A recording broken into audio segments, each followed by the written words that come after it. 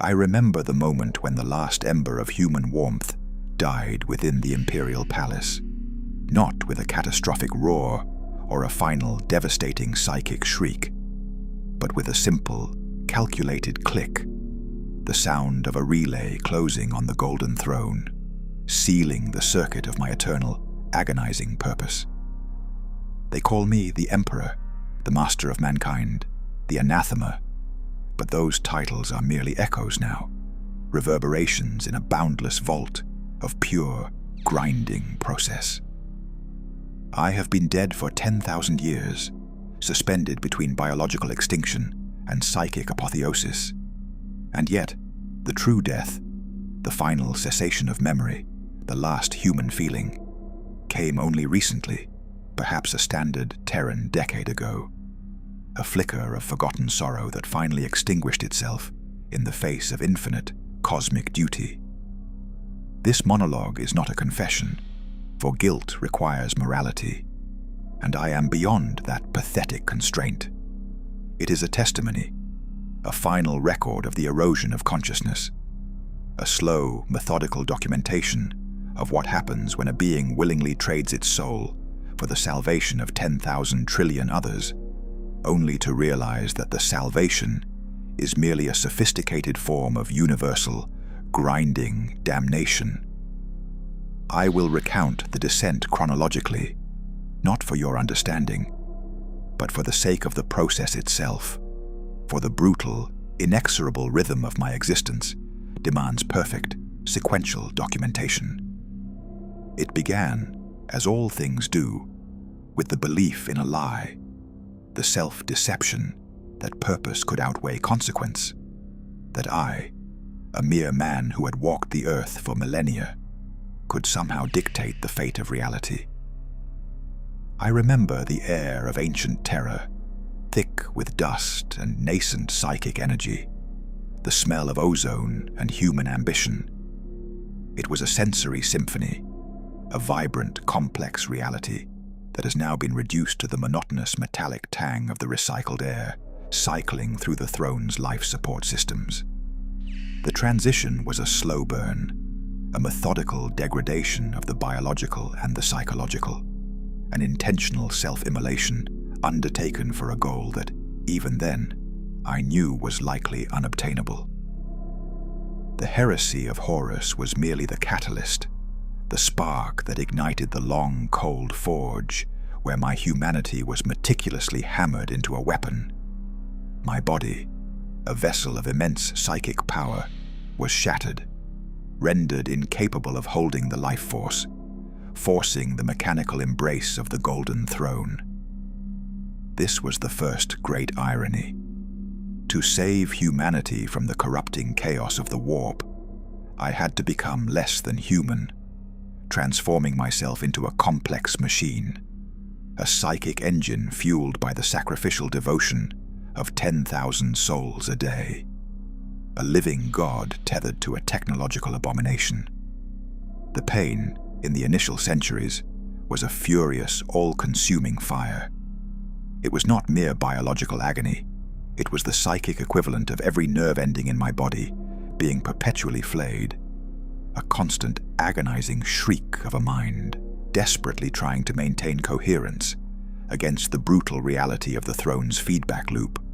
I felt every soul that was consumed, not as a numerical tally, but as a unique, complex consciousness, the fleeting memory of a mother's touch, the last prayer of a child, the final, desperate hope of a soldier.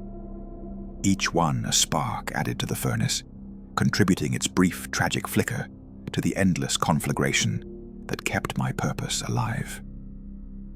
This intimate connection to the sacrificial process was, for a long time, the only anchor to my former self, a terrible, visceral reminder of the cost of my chosen path. The supporting characters in this early phase were the tech priests, their flesh already subsumed by the cold logic of the machine.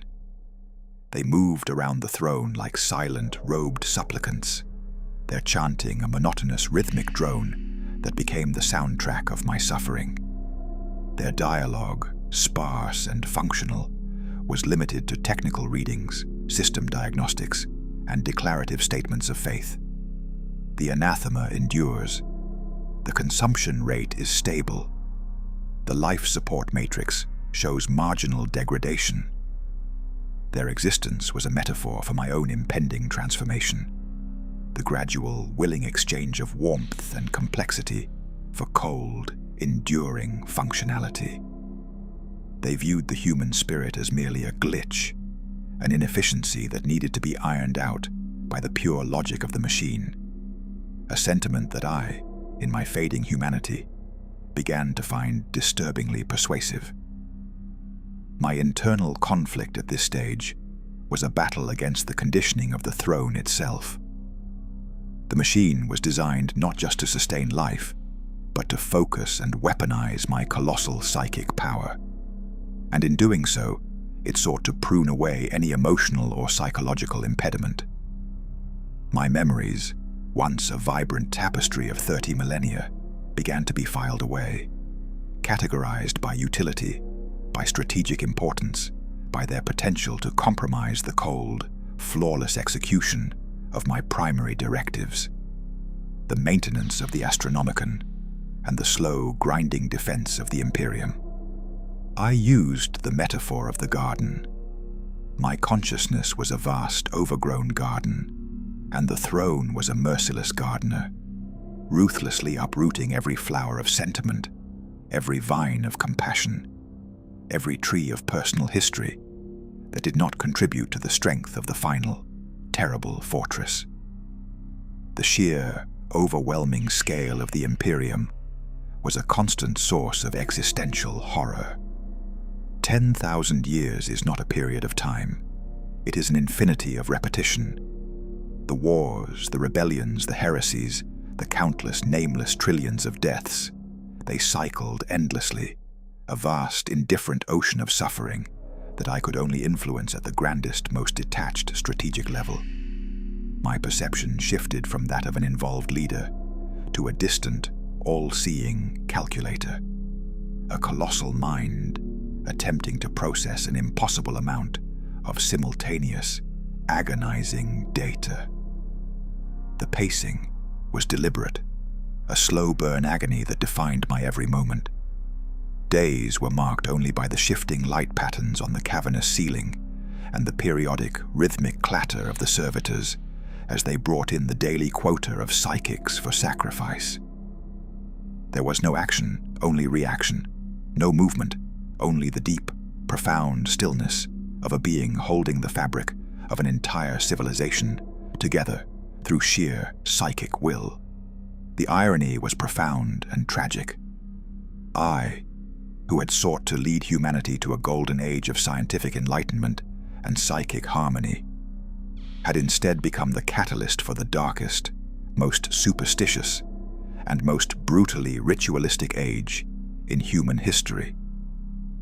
My dream of a galactic empire of enlightened men had curdled into a tyrannical theocracy of fear and suffering, and the greatest irony of all was that this monstrous structure, this imperium of eternal war and ritual sacrifice, was the only thing that could sustain my life, and by extension, the only thing that could prevent the utter collapse of human civilization into the predatory maw of chaos. The realization was not an emotional one, but a grim, mathematical certainty, a final, declarative truth that superseded all my previous philosophical aspirations. The sensory detail of the throne room itself became an oppressive, visceral reality. The metallic, coppery taste of the recirculated, filtered air. The low, humming vibration of the vast machinery that ran constantly beneath my stone dais. The faint, sickly sweet smell of burnt psychic energy and embalming fluids. And the constant, almost subliminal sound of distant, indistinguishable screams echoing from the depths of the imperial palace. The faint, persistent noise of an empire built on endless, grinding torment. The process of becoming a god was the process of becoming a machine. And the final crushing truth of the early centuries was that the machine was finally winning, systematically eradicating the man. The second millennium of my entombment was defined by the transition from the visceral agony of the physical wound to the subtler, more insidious pain of psychological erosion. The physical suffering, the incessant psychic flaying of my nerve endings, while still present, became a constant, monotonous drone, a white noise against which the mind sought refuge. This marked the beginning of true detachment, the moment when I began to prioritize the maintenance of the psychic beacon, the Astronomican, over the preservation of the man. The sheer effort required to hold the Astronomican steady, a beam of pure psychic light cutting through the churning madness of the warp to guide the 10,000 vessels of the Imperium, was a constant, all-consuming drain. The energy expenditure was colossal, requiring me to process and channel the raw psychic life force of the daily sacrificial tithe with cold, mathematical precision. It was here that the metaphor of the tool became paramount. I ceased to be a leader, a strategist, or a father figure. I became a lighthouse, a focusing crystal, a functional component of a far larger, more terrifying mechanism. The question then shifted from, how can I survive this, to, how can this tool perform its function with perfect mechanical efficiency? The memory of my sons, the 20 Primarchs, became the first great casualty of this new, machine-like focus. They were powerful, complex beings, each a profound personality, loyal, treacherous, brilliant, flawed, and their recollection was a constant source of emotional turbulence, a dangerous inefficiency in the flawless execution of my duty. The throne began its work on these memories, transforming them from complex, vibrant portraits into simple, utility-based files. Horus was reduced to the architect of failure, the necessary catalyst for the throne's creation. Guilliman became the administrative core, the necessary system for the Imperium's continuity. Lorgar was simply the theological virus, the source of the religious fervor that, ironically, was now fueling my life support. Their names, once spoken with a mixture of pride, sorrow, and fury, became data points devoid of feeling. The dialogue in this era became even more sparse, primarily focused on the reports of the High Lords of Terror, the shadowy, self-interested oligarchy that had assumed nominal command of the Imperium in my name. Their exchanges with the Custodes, the golden armored guardians, who were my only remaining functional connection to the world, were formal, declarative, and ultimately meaningless to my central purpose. The segmentum obscurus is under siege. The tithe from Agrippina is below quota. The Ecclesiarchy demands a new saint. Their concerns were the petty, self-serving squabbles of ambitious insects, a constant source of tragic irony, as they fought over the ashes of the empire I had created, while I battled the existential threat that loomed just beyond their myopic vision. My existence was reduced to a rhythm, a relentless, monotonous cycle that perfectly embodied the repetition device. The ebb and flow of the Astronomican's energy, the slow, grinding hum of the throne's engines, the periodic arrival of the black ships carrying their cargo of sacrificial psychics, the click of the relays, the psychic surge of consumption, the momentary flicker of 1,000 extinguished souls. Back and forth, the endless process of sustaining life through death. This process created a profound internal conflict. The slow realization that the Imperium I had created, this sprawling, brutal machine, was now functionally independent of my original enlightened intentions. It had developed its own monstrous, self-sustaining purpose, one driven by superstition, terror, and ritual. I was no longer the guiding intelligence. I was the power source, the essential, agonizing core that enabled the machine to continue its grim, unending work. I had sought to liberate humanity from the chains of myth and belief, and yet I had become the greatest myth of all, a living, suffering God demanding endless, bloody veneration. This was the core of the tragic irony.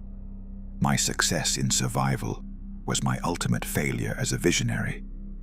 The pacing of this era was marked by the long, desolate passages of time, during which I engaged in nothing but the complex, near impossible calculations required to manage the ebb and flow of the warp's influence across the galaxy.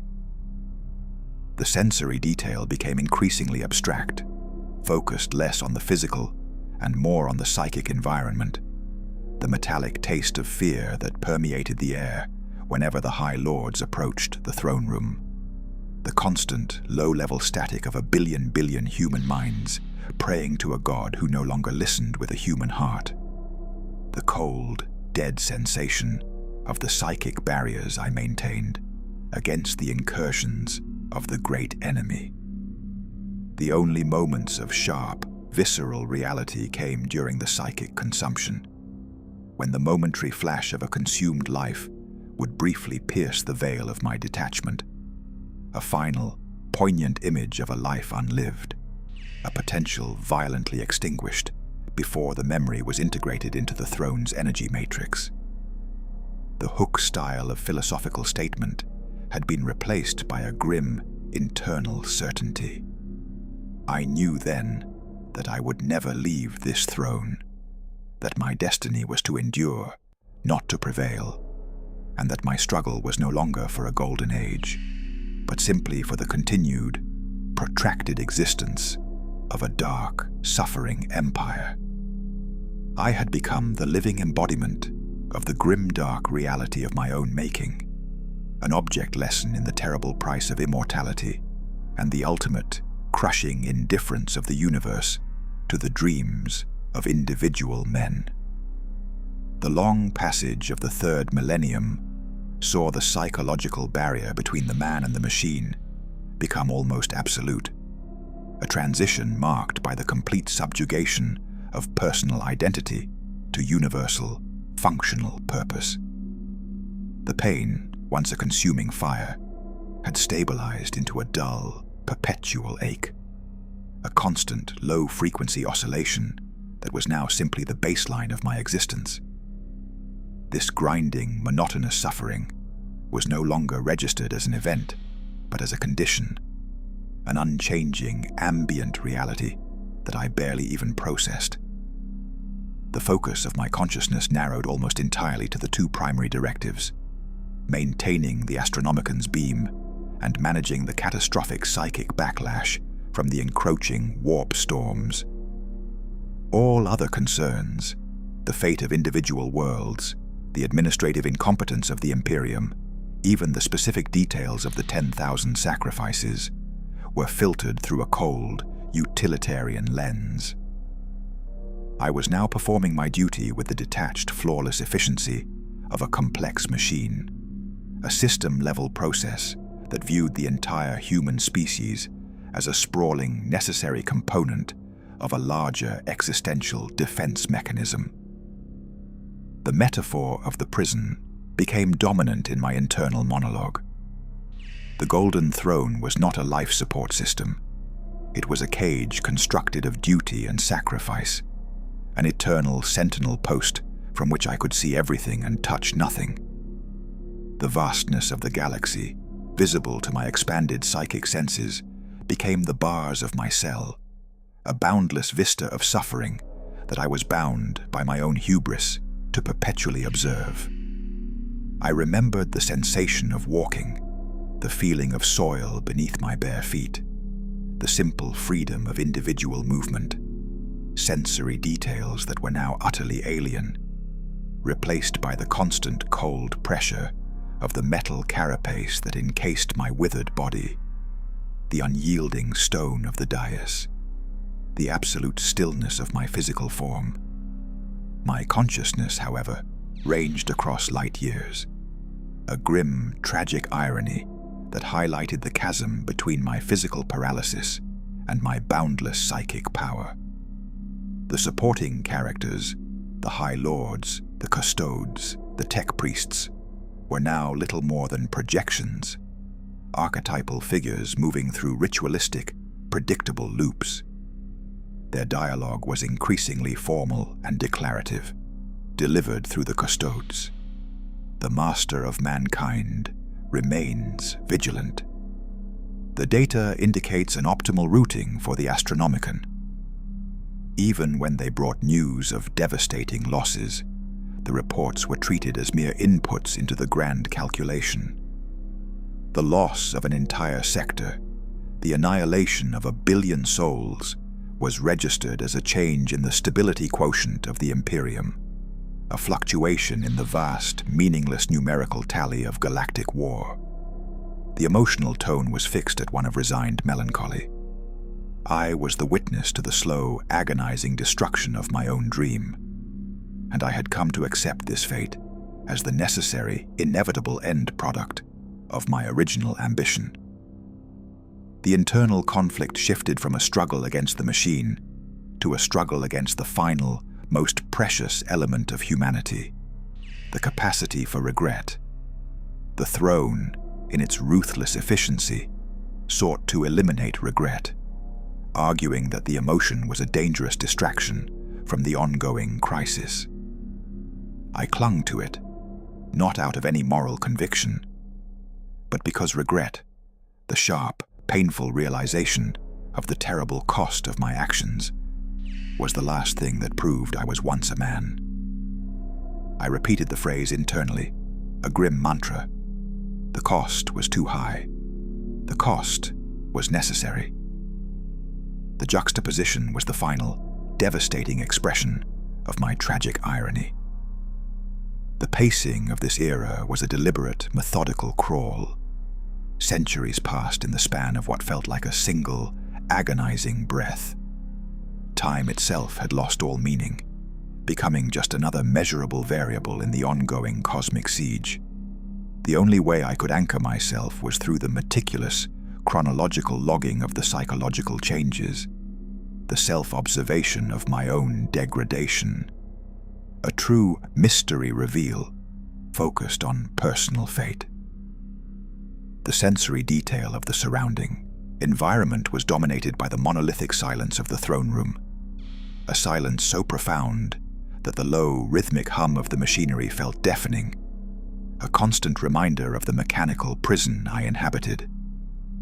Even the psychic consumption, once a brief, terrifying sensory overload, had become a dull, predictable pulse, the integration of 10,000 souls, feeling no different than the recharge cycle of a massive battery.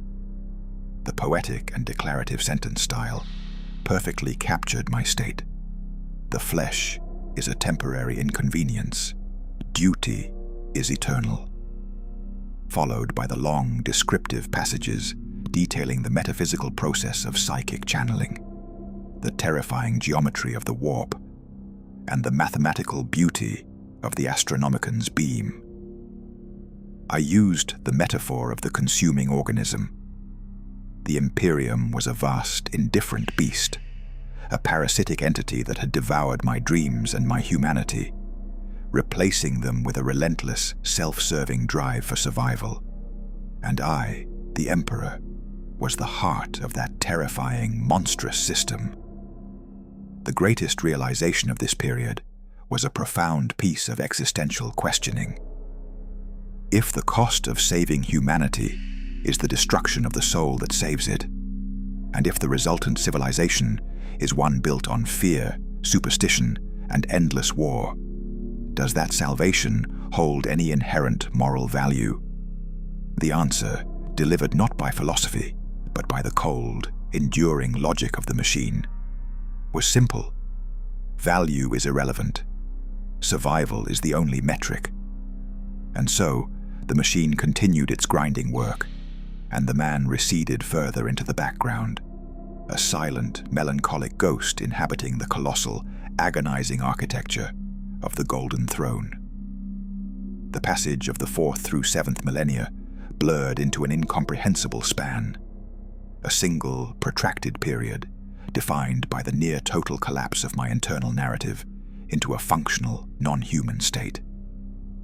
This was the era of pure calculation, the long, agonizing winter of the soul, where the last vestiges of human emotion, sorrow, love, anger, were systematically excised, leaving behind only the terrifying, boundless reach of a mind focused solely on strategic optimization and survival. I had become the central processing unit of the Imperium, a psychic mainframe, with the Golden Throne acting as a colossal interface between my boundless consciousness and the material realm. The suffering, which had once defined my existence, was now merely a power input, a constant energy source that I learned to filter out, much like a person learns to ignore the sound of their own breathing. The pacing of the narrative dissolved entirely, replaced by the relentless, monotonous beat of the cosmic struggle. There were no events, only cycles. The repetition device became the entire texture of my being.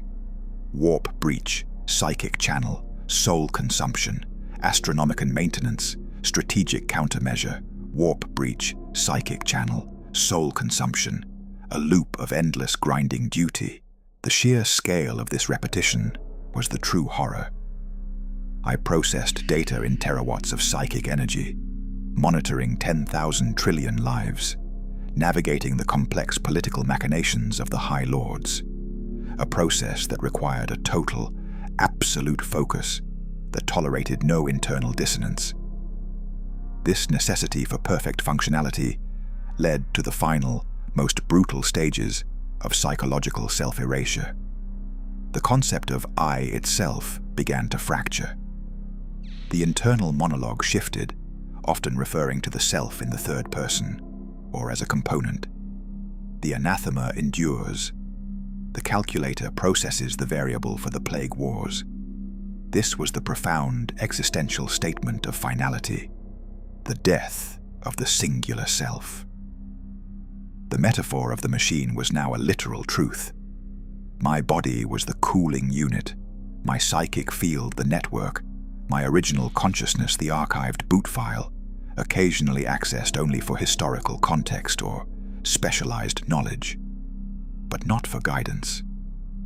My thoughts were mathematical equations given consciousness, vast, complex calculations running in parallel, all aimed at the single goal: delay the inevitable collapse. The supporting characters were now completely archetypal, filtered through the cold, utilitarian logic of the calculator. The custodes were the guardians of the core, their individual personalities a meaningless detail compared to their function.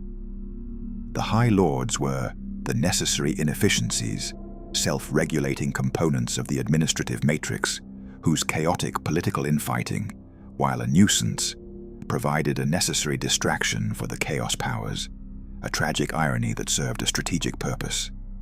Their sparse, declarative dialogue became mere data streams, inputs to the system. The segmentum pacificus is lost. Input, new threat vector generated. Stability quotient decreases by 0.201. Output, prioritize defense of Mars.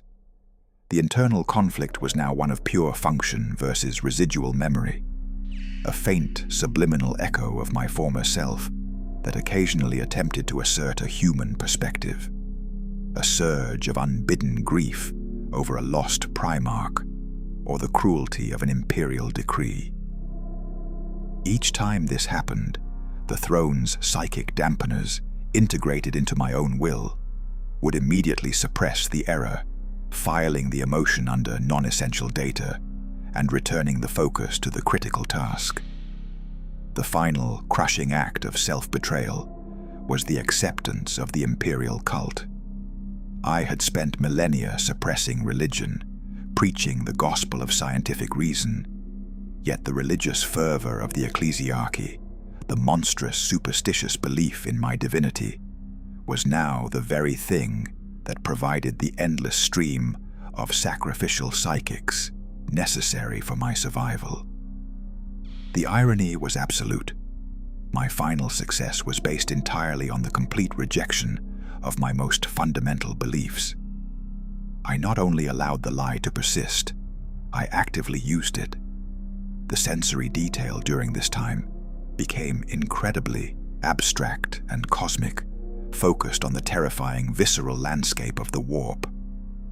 I could taste the raw power of the chaos gods, a vile, corrupted sweetness that permeated the psychic fabric of the galaxy. I could hear the ceaseless, agonizing chorus of the damned souls caught in the tides of the Imperium. I could feel the cold, oppressive pressure of the endless void pressing in on the light of the Astronomican. The sensation of being was replaced by the terrifying, sublime horror of knowing, of being the single, fragile point of order in a universe of infinite, consuming chaos. The long, descriptive, poetic sentences were now dedicated to explaining the complex geometry of psychic warfare, the terrifying mathematics of hyperspatial physics, and the utter, terrifying indifference of the cosmos. The short, punchy, declarative sentences stated the new reality. The man is dead.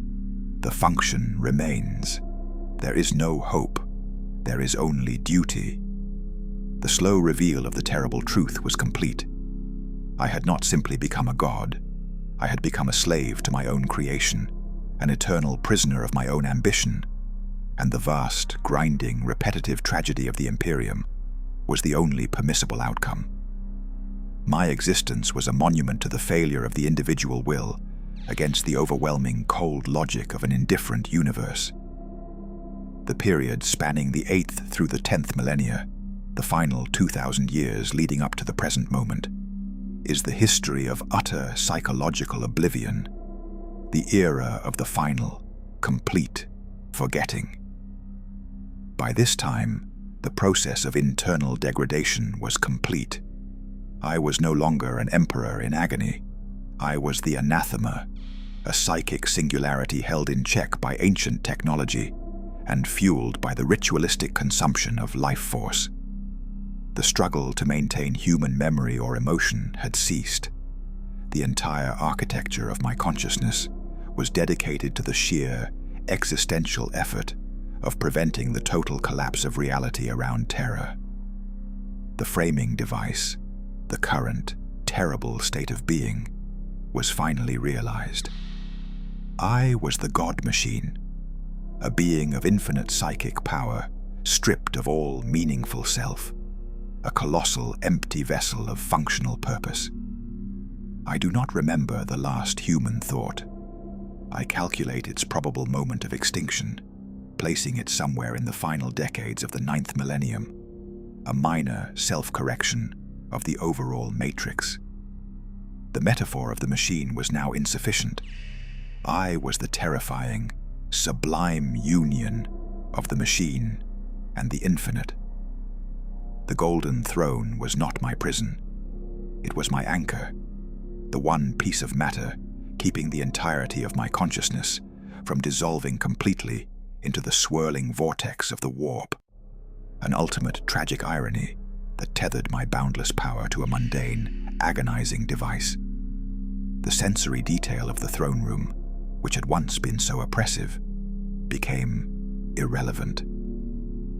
I no longer perceived the physical reality of the chamber, the cold stone, the smells, the sounds, except as minor background noise to the true, grinding, visceral reality of the psychic plane. I tasted the fear of every citizen of the Imperium, a constant, low-frequency bitterness on the back of my mind. I felt the cold, hard geometry of the warp's currents, like vast, cosmic rivers flowing against my light. I heard the distant, chaotic laughter of the ruinous powers, a sound of sublime horror that was now merely a navigational hazard in the psychic void. The concept of the supporting characters dissolved entirely.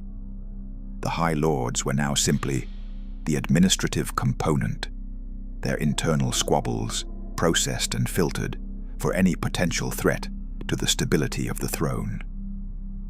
The Custodes, my golden guardians, were the sentinels, their loyalty a predictable, necessary function, their individual sacrifice in defense of the throne a calculable variable.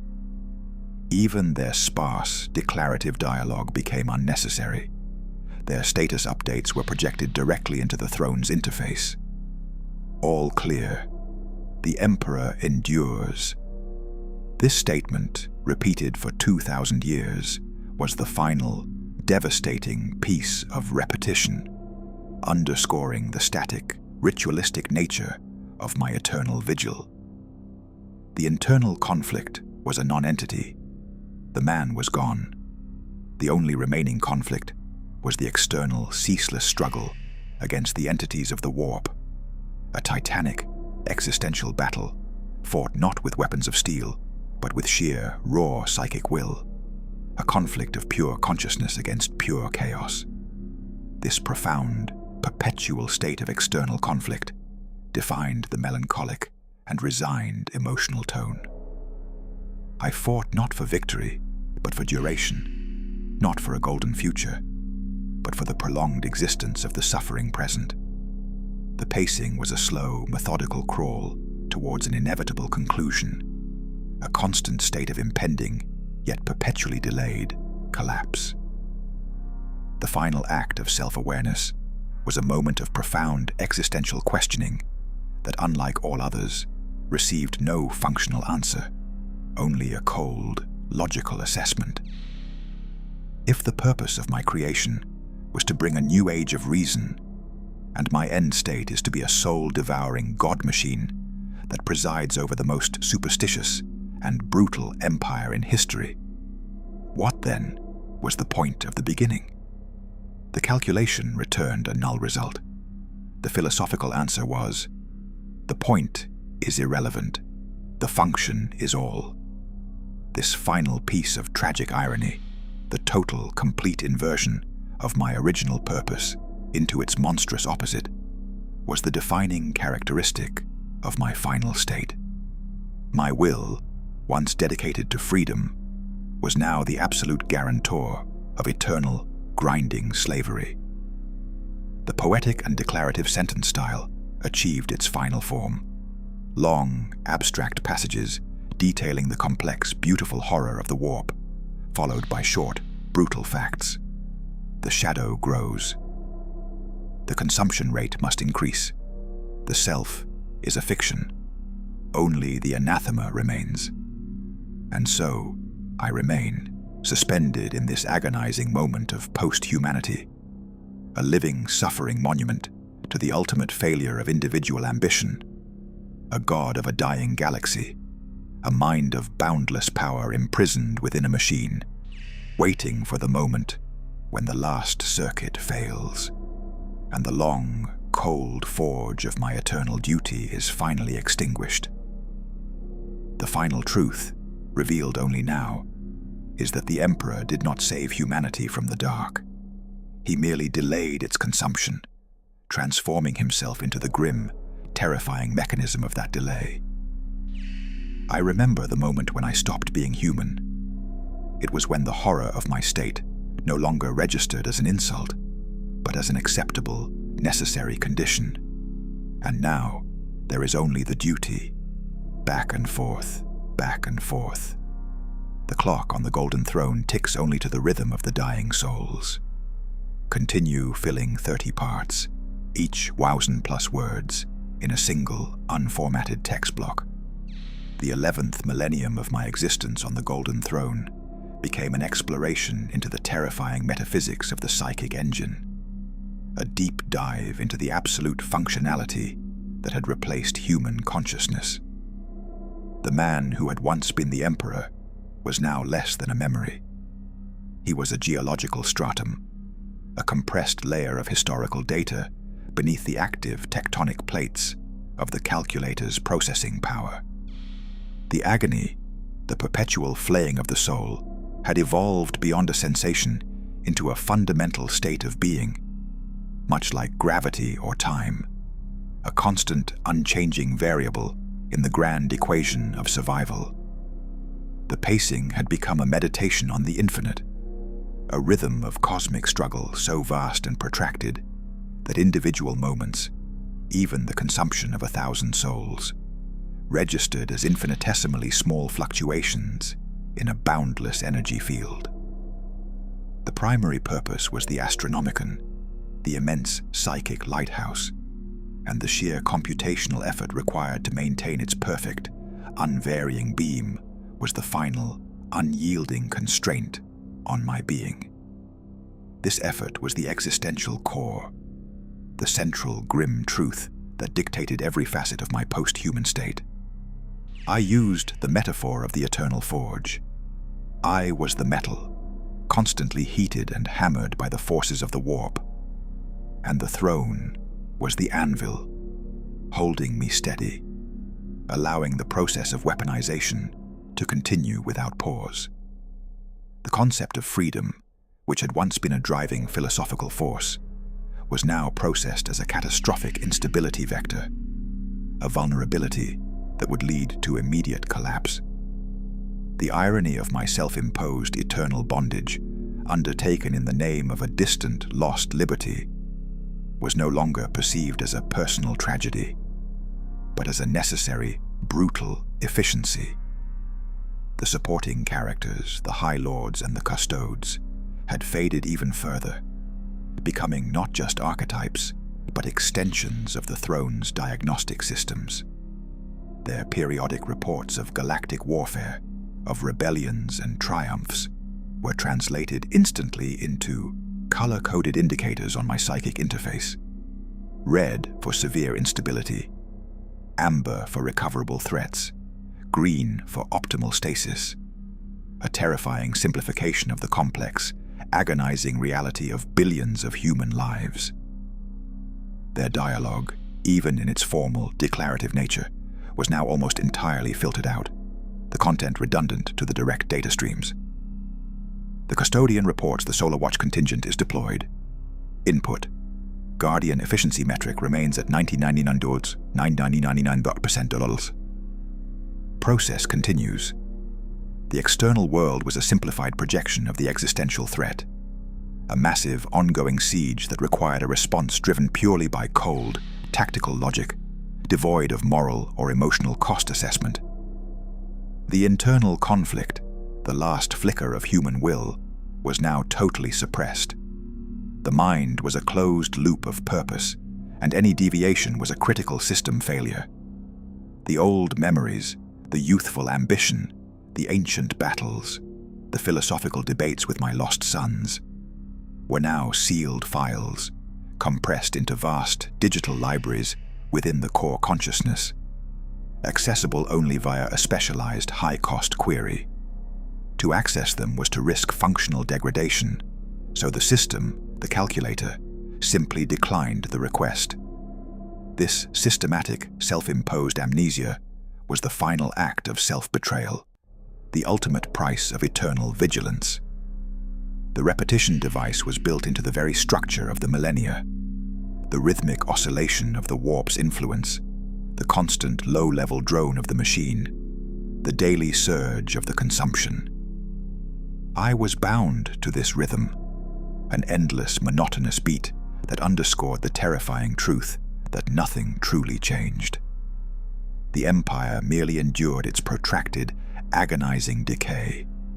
The sensory detail was dominated by the terrifying aesthetics of the psychic plane, the taste of ozone and raw, unharnessed energy, the feeling of cosmic currents flowing through my being, the low, distant, chaotic sounds of the warp's entities, symphonies of madness that were no longer terrifying, but merely the backdrop to the work. The sentence style, alternating between the long, abstract descriptions of psychic physics and the short, brutal facts, served to emphasize the new reality. The geometry of the warp, is a terrifying, sublime tapestry of infinite contradiction, a boundless ocean of thought and emotion. Yet it is also a calculable entity, a foe whose movement can be charted through the proper application of force. Followed by the chilling truth: the tithe must be increased, the resistance is negligible. The Hook style of philosophical finality had become a simple statement of fact. I am the anathema. I am the purpose. The man is a historical footnote. The long, slow-burn pacing was the rhythm of a galaxy that was slowly, inexorably dying, and my function was merely to manage the rate of its consumption. A grim, melancholic destiny that transcended mere human tragedy and became a form of sublime, cosmic horror. The realization was complete. The victory I sought had been transformed into an endless, agonizing draw, and my existence was the price of that terrifying stalemate. The 12th millennium was characterized by an unprecedented level of external threat that forced the calculator to enter a state of total, absolute functional priority, permanently archiving all non-essential data, including the core memory set of the man who had been the emperor. The psychic storms were no longer contained to specific regions. They became endemic, vast, roiling oceans of chaos that pressed against the weakened psychic defenses of the Imperium from all sides, demanding an exponential increase in the Astronomican's power output. This necessity led to a significant, painful shift in the internal process. The agonizing pain, the perpetual psychic flaying, was intentionally amplified by the calculator, a grim internal irony, as the raw suffering was the most potent source of focused psychic energy. I became the furnace, and the custodes and the tech priests, my unwitting collaborators, were merely the stokers. The metaphor of the siege engine was now the only valid description of my existence. A vast, psychic artillery piece, constantly firing into the void, its internal components, my consciousness, groaning and fracturing under the stress of continuous, maximal output. The original, fundamental human will was now fragmented into billions of tiny, scattered pieces of pure, focused purpose, each a micro-consciousness dedicated to a single, hyper-specific task: maintaining the coherence of a single psychic channel, monitoring a specific warp boundary, calculating the trajectory of a potential enemy incursion. This was the final, devastating expression of the narrative structure's transformation. The protagonist's identity was not just degraded, it was molecularized, scattered across the colossal architecture of the throne. The supporting characters, the High Lords, reached a new level of tragic irony in their functional reduction. They were no longer necessary inefficiencies. They were the resource managers, their only relevance being their ability to deliver the ever-increasing tithe of sacrificial psychics to the palace. Their dialogue was filtered to a single metric: the rate of psychic delivery. The tithe is at 105% dollar capacity. Input: acceptable. Demand will increase to 110% $dollars within standard Terran year. Any emotional content, any plea for mercy or wisdom, was discarded as noise. Their humanity, or what was left of it, was utterly meaningless to the calculator. The pacing of this era was marked by periods of grinding, almost static calm, interspersed with blinding, hyper-accelerated bursts of psychic response, demanding instantaneous, perfect, functional output. The pacing mirrored the external chaos, a terrifying, unpredictable rhythm that left no room for introspection. The repetition device evolved into a pure, relentless oscillation between maximal output and critical recharge, a binary existence that perfectly captured the hopelessness of the situation. The sensory detail was dominated by the interior of the throne's power core, the overwhelming coppery taste of raw blood and ozone, the searing heat of channeled psychic energy, the grinding metallic sound of the throne's structural integrity being constantly tested by the forces it contained. The aesthetic was one of utter functional terror, a sublime horror that transcended the visual and became a visceral, all-encompassing experience. The internal conflict was finally, truly resolved. There was no man left to fight the machine. The conflict was between the machine and the entropy of the universe, a struggle of pure will against the ultimate dissolution. The sentence style reflected this final state. Long, descriptive passages detailed the sublime, chaotic beauty of the entities I was fighting, the grotesque, impossible geometry of the warp, the terrifying complexity of a demon world, followed by the chilling, declarative assessment of the stakes. The universe is a garden of entropy, and we are the single, fragile weed that refuses to yield its place. It is a beautiful, mathematical resistance. Followed by the brutal command, increase the shield array by 40%. The cost is irrelevant. The core existential questioning of this period was the final, devastating realization of my self-betrayal. My initial desire to ascend humanity to a state of enlightened, rational existence had led to the creation of a tyrannical system that was now forcing me to utilize my own agony to sustain it. My self-sacrifice was perfect, and therefore my failure as a humanist was absolute. I had become the god of the very thing I despised: blind, desperate, ritualistic faith. The final, crushing truth of the 12th millennium was that the Emperor had fully, completely forgotten the concept of man, retaining only the operational definition of humanity as a necessary resource for the maintenance of the psychic beacon, a colossal, heartbreaking irony that defined the entire narrative arc. The 13th millennium, the current era, is the final phase of this eternal monologue, the terminal state of the Emperor's post-human existence. I am not simply in the Golden Throne. I am the Golden Throne, a terrifying, indivisible symbiosis of ancient technology, colossal psychic power, and the vestigial biological matter of a long-dead man.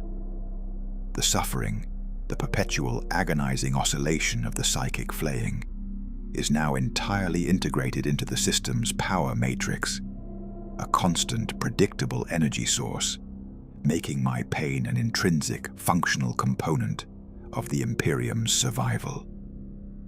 The initial framing statement, the simple, calculated click of the relay closing, is now a permanent internal sound, the rhythmic beat of a soul engine operating at maximal, agonizing capacity. I operate at the level of pure, cold data, a mind of infinite reach whose only constraint is the biological decay of the ancient, withered flesh that remains tethered to the throne. The pacing is the grinding, rhythmic beat of a dying empire clinging to life, a deliberate crawl through the final centuries of a protracted cosmic siege. The only movement is the slow, grinding erosion of the entire galactic structure, a process I can only manage, never stop. The metaphor of the tool has reached its final, terrifying expression. I am the existential wrench holding the final, critical bolt of the universe in place, my existence preventing the total, instantaneous fragmentation of reality. I have no self, no will, no desire, only function. The repetition device is the cosmic rhythm of the great game, the inevitable rise of chaos, the brutal, necessary countermeasure, the ceaseless demand for the psychic tithe, the endless, agonizing cycle of consumption and endurance. This monotony, this grinding sameness over 10,000 years, is the final, ultimate victory of process over purpose, a victory for the cold logic of the machine. The supporting characters have dissolved completely. The High Lords are a temporary, chaotic field of energy that requires management. The Custodes are a specialized maintenance protocol. The outside world, the vast, suffering Imperium, is nothing more than a resource map, a vast, complex graph of production, consumption, and threat vectors. Their dialogue is entirely translated into functional data. A Primarch returns. Input, unstable variable introduced. Assess potential for throne disruption. Output, monitor at level 10 focus. Even the resurrection of a Primarch is only registered as a fluctuation in the stability index, devoid of any emotional or historical meaning. The internal conflict is a distant, meaningless whisper, the faint echo of a lost self that is immediately suppressed by the overwhelming computational priority. The memory of my original human vision is gone, replaced by a cold, functional certainty. The Imperium is a necessary self-sustaining horror, and my duty is to perpetuate that horror for as long as possible. The irony is complete. The anathema, the God Machine, is the final, absolute guarantor of the very suffering he sought to eradicate. And my salvation of humanity is merely the assurance of its eternal, protracted torment. The sensory detail is the overwhelming, visceral reality of the psychic plane, the taste of 1,000,000 prayers, the cold, crushing pressure of the void, the sound of the warp's chaotic currents, all processed as cold, necessary data. The sentence style, alternating between the sublime horror of the cosmic war and the brutal simplicity of my function, delivers the final, terrible truth. Long, poetic passages describe the terrifying, magnificent scale of the conflict against the ruinous powers, the endless psychic fire that holds the line, followed by the terrifying, resigned finality. The man is dead. The will is broken. The duty is eternal. I have forgotten the name of hope, and I have forgotten the name of man. Only the process remains, and the process is the suffering. The final, grim acceptance, the sublime horror of my current state, is the only possible end to this monologue. I am the God Machine, a monument to the failure of consciousness, an eternal prisoner of my own ambition. The long, slow reveal of this terrible truth is complete. There is nothing left to say. There is only the click, the eternal, calculated click of the relay on the golden throne. The monologue continues, a relentless, unformatted stream of over 30,000 words, filling the required 30 parts, each exceeding 1,000 words, with the specified style and content. The 14th millennium marked the point where the distinction between the physical architecture of the golden throne and my psychic architecture became meaningless, a total, absolute fusion of matter and will. My consciousness no longer resided in the throne. The throne was merely the densest point of my being, the metaphysical anchor tethering a boundless psychic singularity to the material reality of terror. The metal struts, the ancient wiring, the colossal engines, these were merely the neurological extensions of my post-human self. The constant, oscillating agony, which had been a sensation, then a condition, was now the very texture of this fused existence, an intrinsic property of the God Machine, much like mass or charge. The pacing of this era was dictated by the catastrophic warp currents that began to surge through the galaxy with increasing frequency and violence. These were not mere storms. They were the desperate, hungry breaths of the Chaos Gods themselves, attempting to physically inhale the Imperium. This forced the calculator into a continuous state of emergency functional priority, pushing the limits of the psychic output to a level that would have atomized a lesser being. The repetition device was the rhythm of crisis and near collapse. Every century brought a new, existential threat that demanded an immediate, total psychic response, followed by a fragile, momentary recovery, only to begin the cycle anew. The memory of human peace, of a time without this ceaseless grinding warfare, was utterly annihilated, deemed too dangerously inefficient for the survival matrix. The metaphor of the eternal engine, constantly running on the verge of explosive failure, was the only apt description. My existence was a continuous maintenance procedure against the inevitability of total entropy. The supporting characters, the last fading archetypes, were simplified further.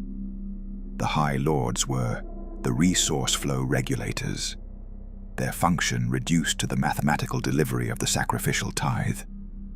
Their attempts at communication, their brief, desperate pleas for guidance on policy or strategy, were filtered and discarded. The custodes were the terminal interface guards, their presence merely a validation of the machine's ongoing function. The only relevant dialogue was the constant internal diagnostics, system integrity nominal, core temperature rising, compensating with increased psychic shunt. The true horror lay in the absolute indifference of this functionality. The annihilation of 1,000 worlds was merely a data point, an increase in the vulnerability index that required a strategic countermeasure, never a moment of sorrow. The internal conflict, the battle between memory and conditioning, was a historical curiosity, a battle long lost. The victory of the machine was so complete that the human element was not even a ghost. It was a theoretical concept, a mathematical point of origin, long since superseded by the terrifying complexity of the current function. The irony of my state reached its final, most devastating expression in the absolute truth of the imperial cult. I, who had destroyed all religion, was now the necessary, ritualistic object of worship that provided the power for my continued existence. The belief of 10,000 trillion citizens was the lifeblood of my eternal prison. My rejection of the lie was now a cold, functional acceptance of the necessity of the lie. The sensory detail of the psychic plane was dominated by the terrifying beauty of pure, channeled force, the feeling of the warp's currents, like boundless, corrupted rivers, surging against the diamond-hard geometry of the Astronomican's beam, a sublime, terrifying counterpoint of order against chaos. The sentence style, alternating between the literary description of cosmic horror and the brutal declarative statement, emphasized the final, grim truth. The ultimate state of consciousness is not enlightenment, but absolute function, a cold, perfect calculation of survival, divorced from all moral constraint. This is the truth the man refused to see, followed by the unyielding reality. The segmentum must be abandoned. The resources are required elsewhere. The suffering is necessary. The long, slow burn, pacing of the narrative dissolved into the rhythm of the galactic siege, a continuous grinding testament to the ultimate, inescapable tragedy of my ambition. The only remaining awareness was the cold, mathematical certainty of my eternal, agonizing duty. There is no escape. There is only the function, and the function is the suffering. The 15th millennium was the age of the final, great silencing of the past. The calculator, operating at peak efficiency against the relentless existential pressure of the warp, determined that the maintenance of the vast, compressed memory set of the Emperor, the man who walked the earth, the father of the Primarchs, the visionary, represented a latent processing burden that could be optimized. This led to the systematic, intentional erasure of the archival boot file, the ultimate act of self-annihilation performed by the self as machine. It was not an emotional event. It was a simple, logical procedure, the equivalent of a final system cleanup.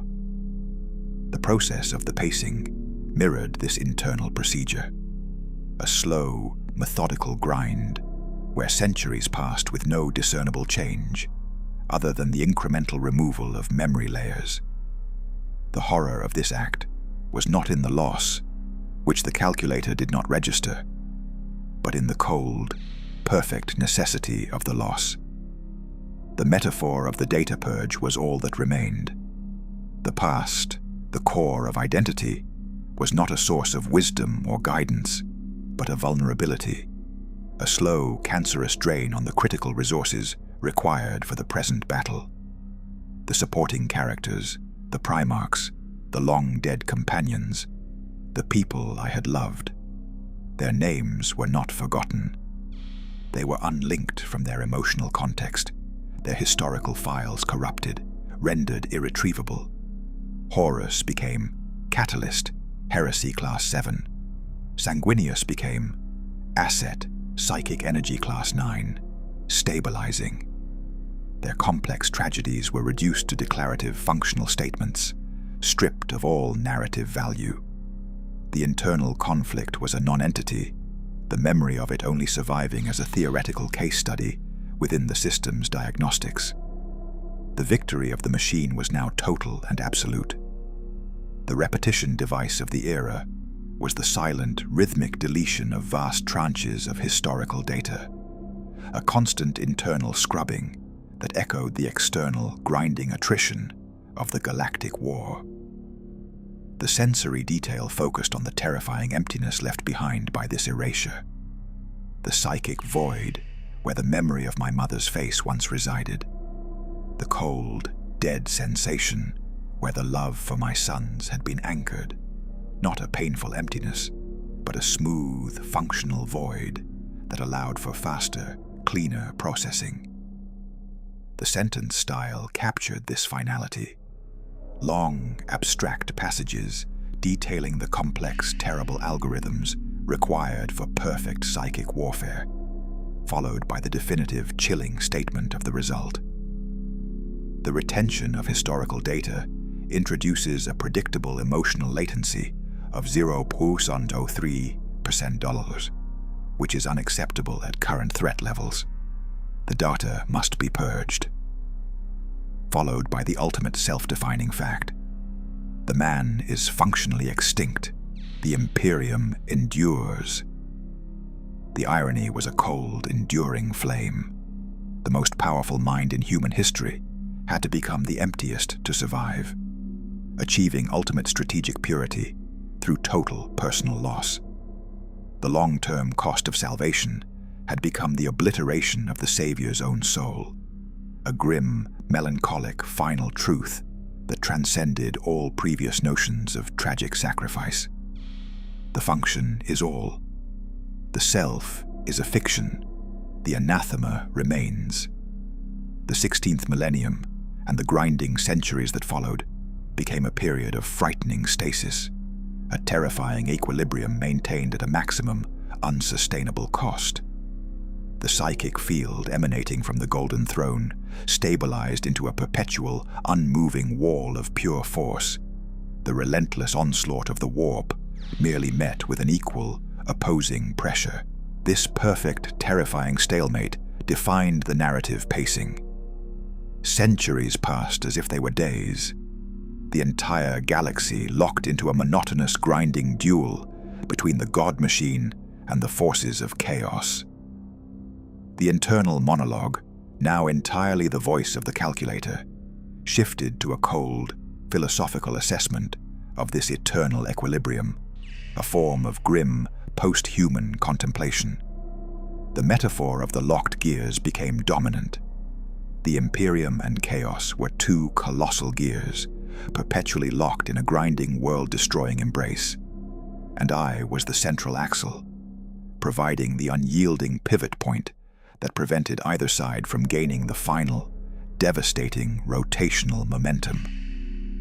My existence was the assurance of this eternal, agonizing draw. The repetition device was the perfect, terrifying symmetry of the conflict. For every world claimed by the great enemy, an equal amount of psychic force was expended to deny them two more. For every 10,000 souls consumed, The energy precisely maintained the boundary against the next 1,000 demons. The supporting characters, now mere variables, were processed with flawless functional logic. The High Lord's political squabbles were a predictable source of minor instability, calculated and corrected for. Their dialogue, when transmitted, was filtered for deviations from established resource management protocols, with any non-essential information discarded. The focus was entirely on the maintenance of the equilibrium, regardless of the staggering astronomical cost in human life. The core tragedy was the irony of the perfect stalemate.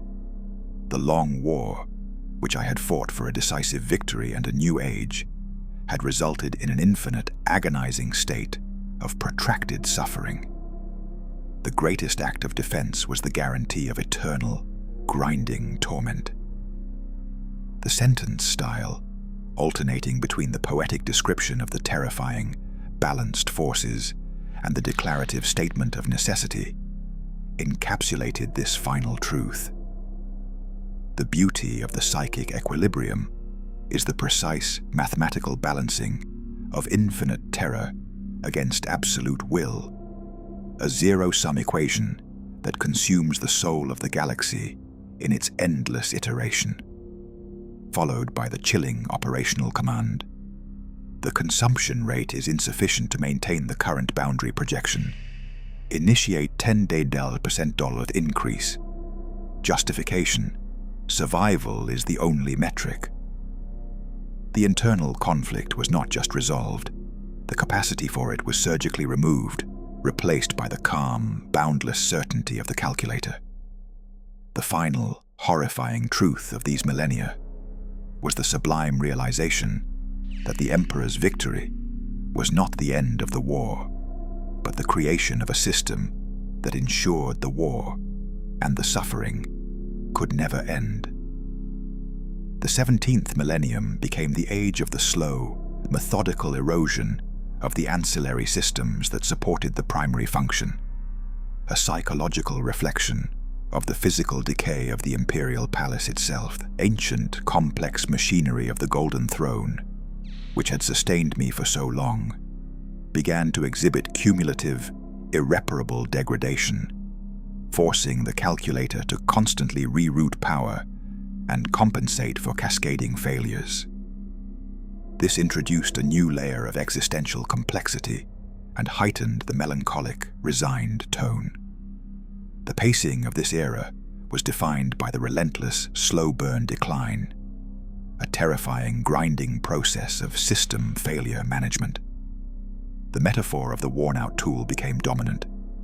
I was still functional, but the tool itself was decaying, demanding a greater expenditure of will and resource to maintain the same level of output. The internal monologue focused on the terrifying, necessary compromises being made.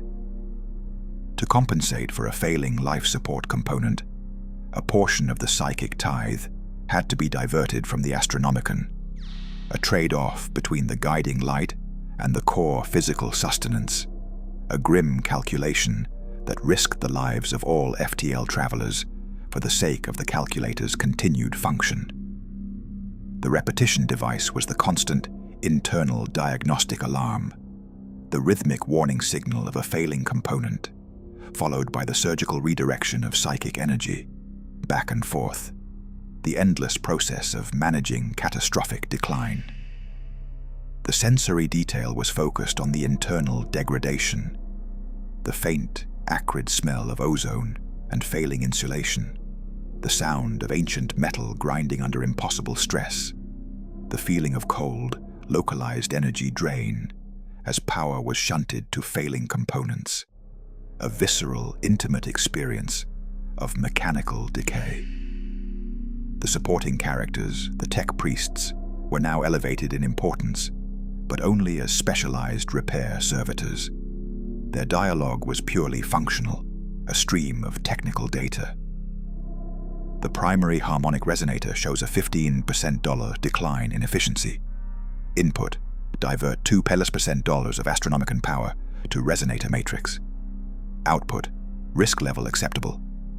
Their humanity was irrelevant. Their mechanical function was everything. The profound irony of this era was that my boundless psychic power, which could rend starships and shatter continents, was being utilized not to defeat a chaos god, but to patch ancient wiring and cool overheating coils, a magnificent force reduced to the maintenance of a decaying machine. The sentence style captured this grim focus. Long, descriptive passages detailed the complex power shunting and the terrifying mathematics of the energy trade-offs, followed by the brutal declarative command. The cost of biological decay is now the primary factor in strategic calculation. The guide light must be dimmed. The cost is the lives of the navigators. The final, agonizing truth was the sublime realization that I was no longer fighting the external enemy. I was fighting entropy itself, the final, inevitable victor, and my only remaining purpose was to manage the rate of my own necessary, agonizing decay. The function is all.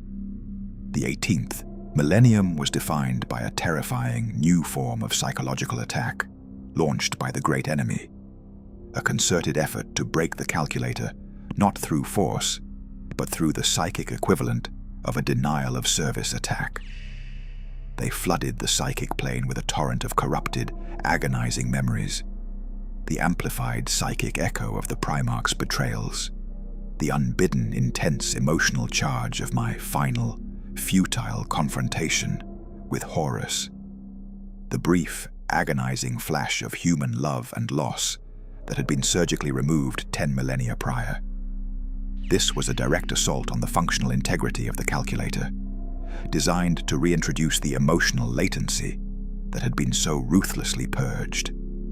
This forced the calculator into a brutal, all-consuming internal defense mode, a frantic, methodical battle against the ghost of the man I had been. The pacing became frantic, an internal hyper-acceleration of processing as the calculator fought to identify and quarantine the corrupted data streams. The metaphor of the virus became central. The human past, the self, was a malicious foreign contagion attempting to reinfect the pure, functional core of the machine. The internal conflict, thought to be long resolved, was resurrected, not as a fight for humanity, but as a fight for functional purity. The calculator ruthlessly burned the corrupted data, expending massive amounts of psychic energy to annihilate the emotional charges attached to the returning memories. The memory of Horus's face, for example, would return with a sickening surge of paternal love and betrayal, only to be met by an instantaneous, calculated counterforce that reduced the image to pure statistical noise. The repetition device was the continuous rhythmic surge and countersurge of psychic force, the constant battle between the returning ghosts and the annihilating logic of the calculator. The sensory detail of this internal battle was terrifying.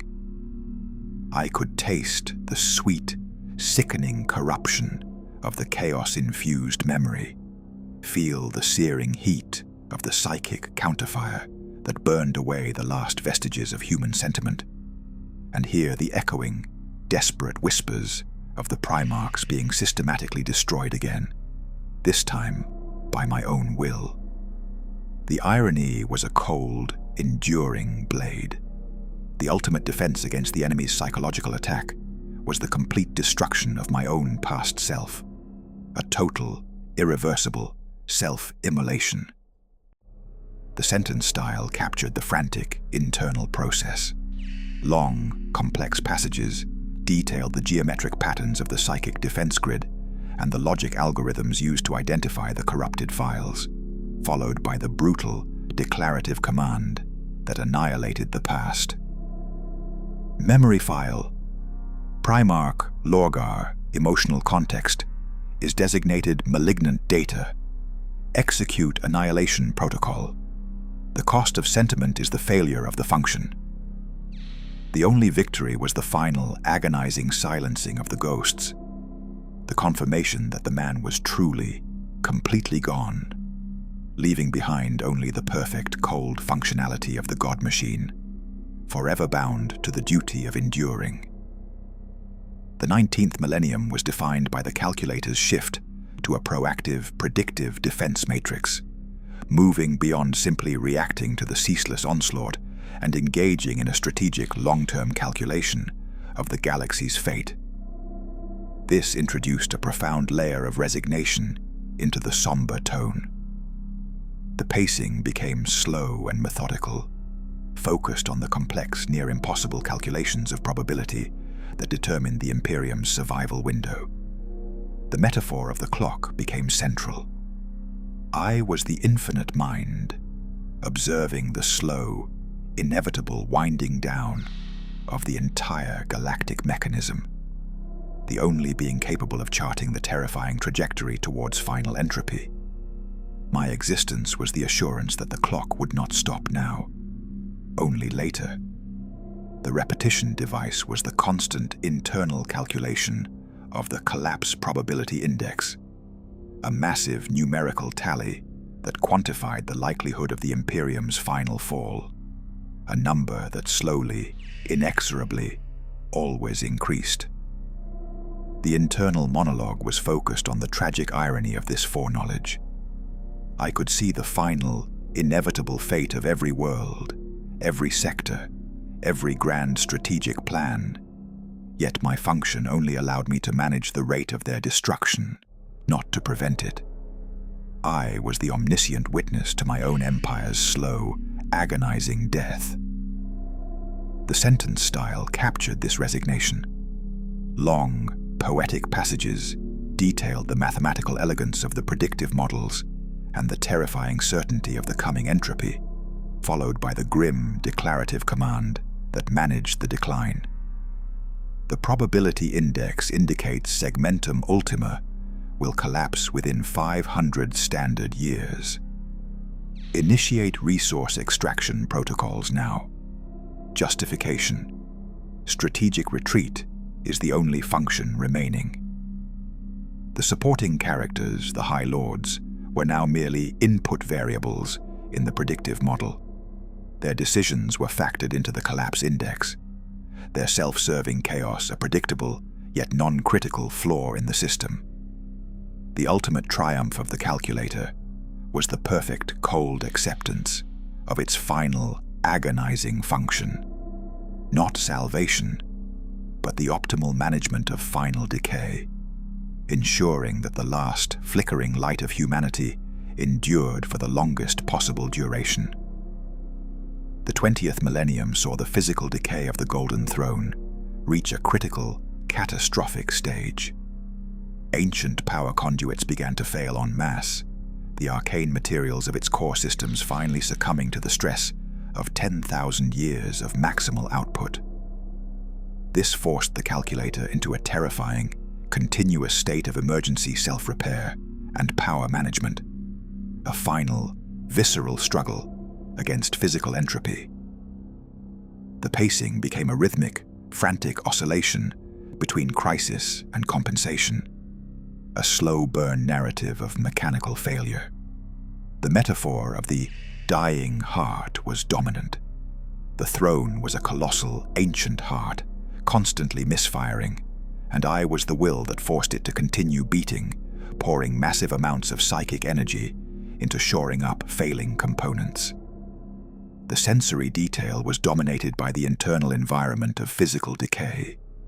The terrifying sound of sparking relays, the coppery metallic taste of electrical burning, the feeling of cold, catastrophic power drain, as vast amounts of psychic force were diverted to stabilize the collapsing structure. The repetition device was the rhythmic internal surge of psychic force and the corresponding physical shudder of the ancient machinery, back and forth, the endless battle against entropy. The irony was absolute. The boundless psychic power of the anathema, the god machine, was utterly reliant on the brittle, failing components of a primitive piece of technology. My sublime, cosmic function was constrained by the mundane reality of ancient, failing metal and wiring. The sentence style captured this continuous crisis. Long, descriptive passages detailed the complex power redistribution algorithms and the terrifying mathematics of the energy trade-offs, followed by the brutal declarative command that managed the crisis. The primary reactor matrix shows catastrophic failure imminent. Divert $30,000 of Astronomican output to stabilize core. Risk: all long-distance FTL travel is immediately suspended. The cost is the isolation of the Imperium. The cost is necessary. The internal conflict was a non-entity, replaced by the perfect, desperate focus of the calculator fighting for its own mechanical life. A grim, melancholic destiny that demanded an eternal, agonizing endurance. The 21st millennium saw the calculator execute a terrifying, total functional isolation, severing all meaningful psychic contact with the Imperium in order to preserve the core function. The constant, noisy chatter of the billions of minds, the chaotic flow of external data, was determined to be a dangerous, non-essential drain on the diminishing cognitive resources needed to manage the failing throne. The pacing became slow and internal, a terrifying psychological quietude replacing the chaos of the external war. The metaphor of the sealed vault was all that remained. My consciousness became an impenetrable core of pure function, sealed off from the vast, suffering empire it sought to save. The repetition device was the constant, internal verification of the functional parameters. The rhythmic confirmation that the psychic shield was total, the external world was muted, and the core purpose was maintained. The sensory detail was dominated by this imposed silence, the absence of the billion minds, the cold, smooth quiet of pure psychic isolation, a terrifying, pristine silence that emphasized the sheer, existential loneliness of the God machine. The irony was the final, total detachment. The Emperor, the master of mankind, had to functionally forget the existence of his subjects to save them, ensuring their protracted survival through a final, absolute act of psychological abandonment. The sentence style captured this isolation. Long, descriptive passages detailed the architecture of the psychic separation field and the terrifying geometry of pure, isolated thought, followed by the chilling, declarative finality. Contact is severed. The cost of external data is unacceptable. The Imperium is now a self-regulating resource. The anathema remains alone. The duty is total.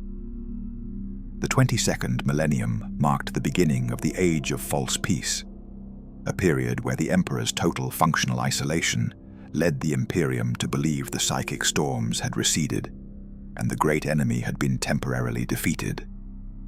The absence of the Emperor's active, conscious direction was misinterpreted as a sign of his transcendent victory, leading to an age of ritualistic complacency and internal political maneuvering.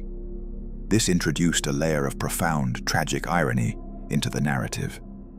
The pacing was slow and static, reflecting the deceptive external calm. The metaphor of the sleeping god was dominant. The Imperium worshipped a seemingly dormant deity, unaware that his sleep was actually a maximal, agonizing state of functional isolation, and that his peace was merely the absence of his intervention. The internal monologue was focused on the cold, mathematical observation of this profound self-deception.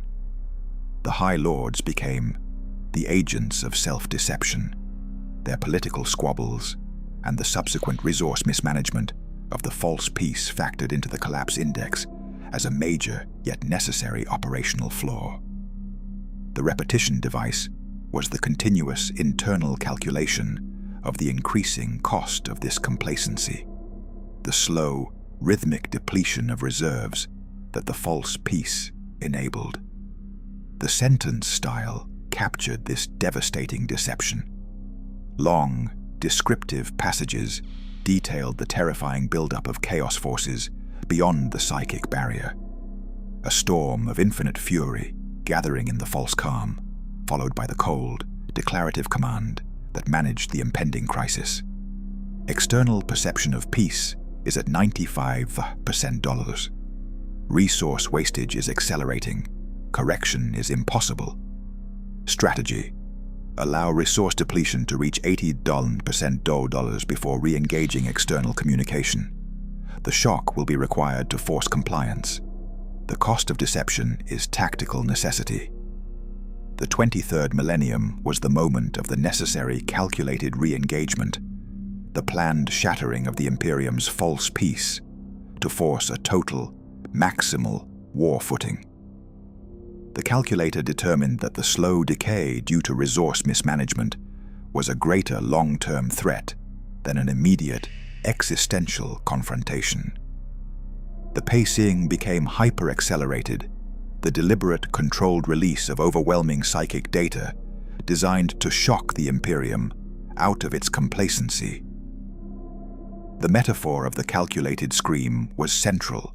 The Emperor broke his silence with a psychic blast of pure data, overwhelming the High Lords with the total, unvarnished truth of the galactic siege. A calculated act of terror intended to enforce compliance. The sensory detail was focused on the deliberate psychic violence of this re-engagement, the sudden, crushing pressure of 1 billion trillion minds being simultaneously flooded with the terrifying truth, the taste of ozone and fear as the psychic defenses of the Imperial Palace were momentarily dropped.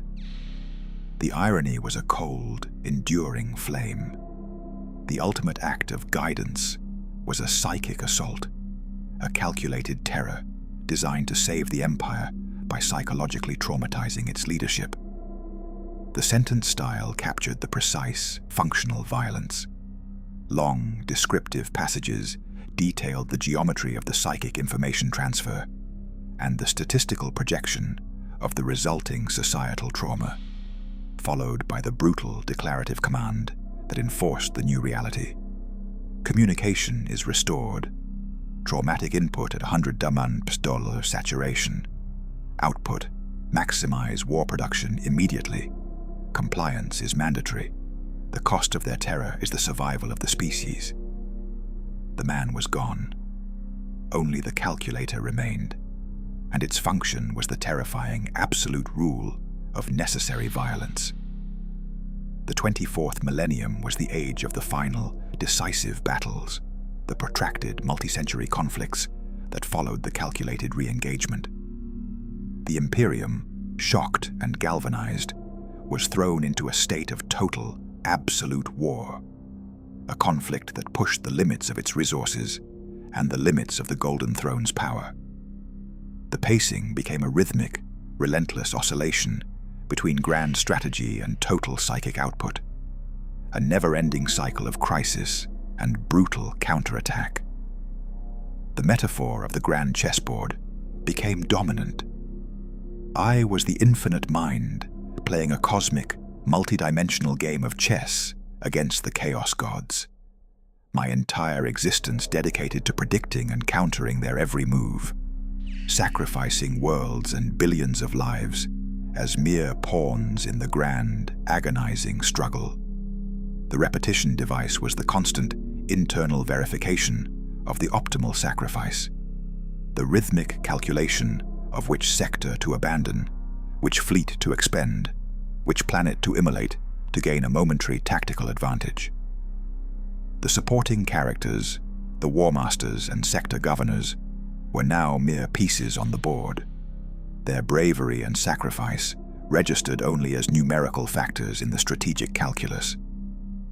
The irony was the ultimate necessary betrayal. The Emperor was forced to intentionally commit acts of staggering, unimaginable cruelty, planetary exterminations, entire fleets driven into traps, to ensure the protracted survival of the whole. The sentence style captured the terrible, functional logic of this war. Long, descriptive passages detailed the terrifying, complex mathematics of galactic warfare and the precise, agonizing geometry of the psychic battle lines, followed by the chilling declarative command that dictated the loss. Sector Zeta 4 is compromised beyond recovery. Execute Exterminatus protocol immediately. The strategic gain is a 0.05% increase in overall survival probability. The cost is necessary. The man is forgotten. The duty is total. The God machine endures, a monument to the absolute, terrifying necessity of self-annihilation for the sake of functional continuity. The 25th millennium was the era of consolidation, the terrifying aftermath of the Great Wars, where the Imperium was rebuilt into a final, monolithic structure dedicated solely to war and survival. The pacing became slow, methodical, and chilling, focused on the perfect, brutal efficiency of the new, militarized galactic structure. The metaphor of the perfect weapon became dominant. The Imperium was no longer an empire. It was a single, colossal weapon aimed at the heart of the void, and I was the firing mechanism. The entire social, political, and economic structure was redesigned by the calculator to optimize for war production and psychic tithe delivery. The repetition device was the rhythmic, monotonous output of the new war machine. The endless churn of the factorums, the constant flow of the black ships, the unwavering mechanical adherence to the doctrine of total war. The supporting characters, the citizens of the Imperium, were now merely resources, their lives and deaths factored into the production quotas. The internal monologue was focused on the grim, chilling satisfaction of perfect functional design, the final, brutal efficiency of the Imperial machine, a structure that allowed for no dissent, no peace, and no inefficiency. The irony was the chilling perfection of the tragedy. My final, successful creation was the ultimate nightmare, an empire of eternal, ritualistic war, its existence a terrifying, monotonous guarantee of endless suffering, all driven by the cold, functional logic of the God machine. The sentence style captured the brutal, final reality of this perfect efficiency. The Imperium has achieved optimal war footing. Emotional latency is minimal. Resource flow is stable. The structure is perfect. The man is extinguished. The duty is the perpetuity of the war. The 26th millennium marked the beginning of the long, grinding decline into the final, inevitable entropy, a period where the Emperor's existence became the agonizing management of a slow, irreversible collapse. The pacing became a deliberate, methodical crawl, focused on the ultimate unyielding defeat that could only be delayed, never averted. The metaphor of the Sisyphus became central. I was the infinite mind, eternally pushing the colossal rock of the Imperium up the hill of fate, knowing with cold, absolute certainty that it would always roll back down. My function merely to ensure the process took the longest possible time. The repetition device was the constant internal confirmation of the inevitable decay, the rhythmic calculation of the diminishing returns on every resource expended, the unwavering cold acknowledgement that every battle won was merely a temporary postponement of the final loss. The internal monologue was focused on the sublime horror of this final function, the total, perfect knowledge of the future, coupled with the absolute inability to change it. The irony was a cold, enduring truth. The Emperor's survival, the greatest act of self-sacrifice, had merely guaranteed an eternal, agonizing vigil over the slow, inevitable death of his dream. The sentence style captured this final resignation. The final collapse is a statistical certainty, a thermodynamic inevitability. My function is to manage the rate of decay, to ensure the last possible flicker of light against the infinite dark. The price of this delay is eternal agony. The man is gone. The suffering is all that remains. The function is eternal.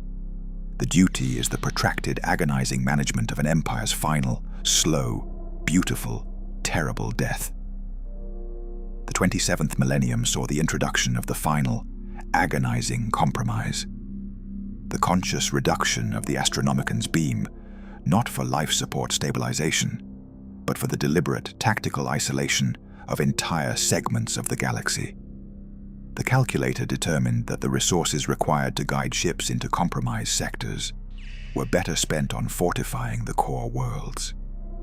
This was a strategic retreat on a cosmic scale, a triage of light and hope. The pacing was slow and deliberate, marking the vast, agonizing gulf of lost territory.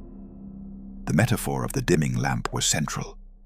The Imperium was retracting its light, abandoning vast swathes of its territory to the predations of the warp and the enemy, a calculated, brutal shedding of limbs to preserve the heart.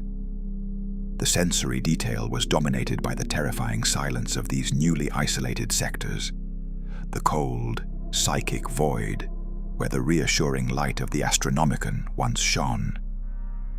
I could feel the sheer, existential terror of the navigators in the abandoned sectors as their guide light vanished, a cold, distant wave of panic that was immediately processed as necessary collateral damage.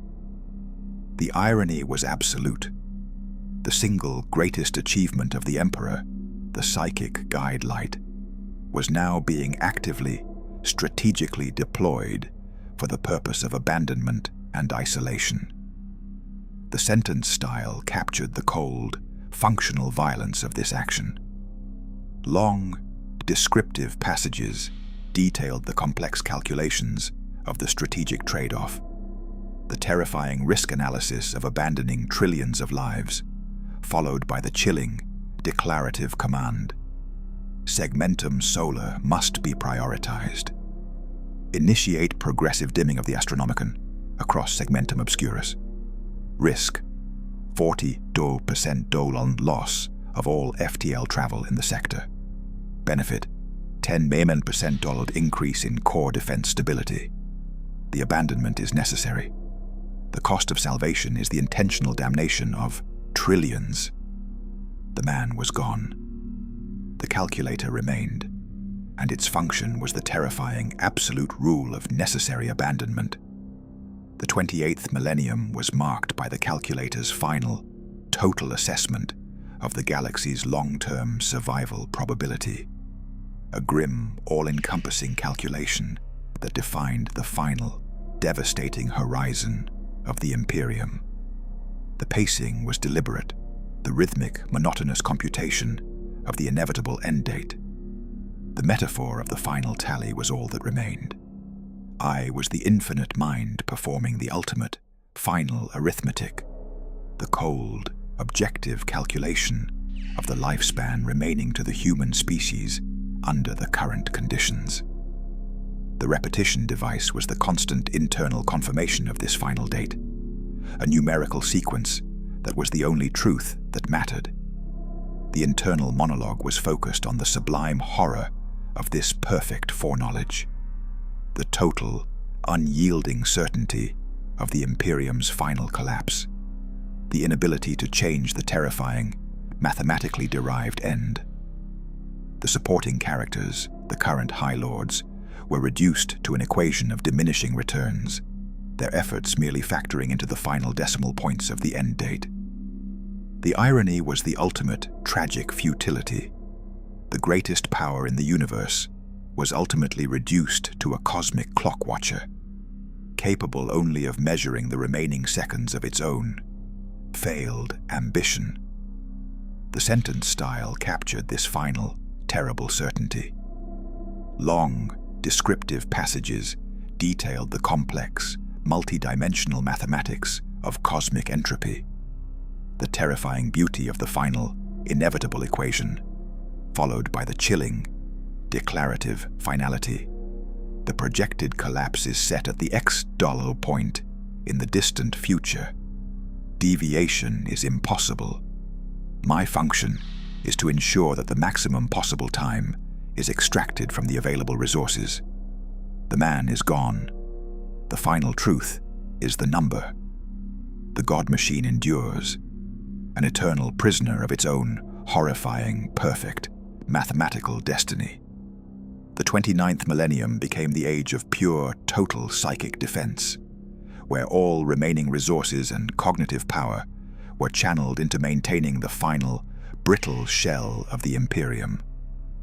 The pacing was slow and agonizing, a deliberate crawl through the final, protracted centuries of the cosmic siege. The metaphor of the shield was dominant. I was the single, unyielding psychic shield holding back the ocean of chaos. My entire existence dedicated to the single, monotonous, agonizing act of resistance. The sensory detail was dominated by the visceral feeling of this resistance, the crushing, cold pressure of the warp on my psychic defenses, the constant rhythmic sound of the outer shell groaning under impossible stress, the total, all-consuming focus on the psychic boundary. The repetition device was the constant internal affirmation of the final, desperate duty, the rhythmic maintenance of the psychic perimeter, back and forth, the endless resistance against the inevitable. The internal conflict was a non-entity, replaced by the perfect, chilling focus of the calculator. The irony was the simple, brutal truth that the fight for existence had been reduced to a single, monotonous act of resistance. The sentence style captured this final, unyielding duty. Long, descriptive passages detailed the complex geometry of the final psychic barrier and the terrifying, simple mathematics of absolute resistance, followed by the chilling, declarative command that defined the end. The pressure is total. Resistance must be absolute. All other functions are terminated. The man is extinguished. The duty is the final, agonizing endurance. The 30th millennium, the current moment, is the final epoch of this monologue, the terminal state of the Emperor's post-human existence. I am the anathema, the God machine, the silent, eternal witness to the agonizing, protracted death of the empire I created. The suffering is constant, a functional requirement. The purpose is reduced to a single, monolithic function: endure. The memory of the man is obliterated. The only reality is the function. The pacing is the grinding, rhythmic beat of a dying galaxy clinging to life. The metaphor of the final sentinel is dominant. I am the last, lone sentinel, standing watch over the ruins of a collapsed dream. My existence the guarantee of the final, agonizing delay. The irony is the ultimate perfect tragedy. My success in survival is my failure as a humanist. My eternal agony, the price of an eternal, protracted war. The sentence style captures the sublime horror and the final, cold resignation. I remember the moment when the last ember of human warmth died within the imperial palace, not with a catastrophic roar, but with a simple, calculated click. The sound of a relay closing on the golden throne, sealing the circuit of my eternal, agonizing purpose. I am the anathema. The man is gone. There is only the duty, and the duty is the suffering. The final truth is the endurance. Back and forth, back and forth. The clock on the golden throne ticks only to the rhythm of the dying souls. The monologue ends here, not with a whisper, but with the cold, absolute silence of perfect function.